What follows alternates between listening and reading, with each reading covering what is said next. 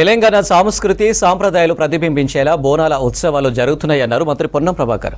సెక్రటరియట్లో సుపద creations రూపొందించిన 2024 బోనాల జాతర పోస్టర్ మరియు పాటను మంత్రి జూపల్లి కృష్ణారావుతో కలిసి ఆవిష్కరించారు మంత్రి పొన్నం ప్రభాకర్.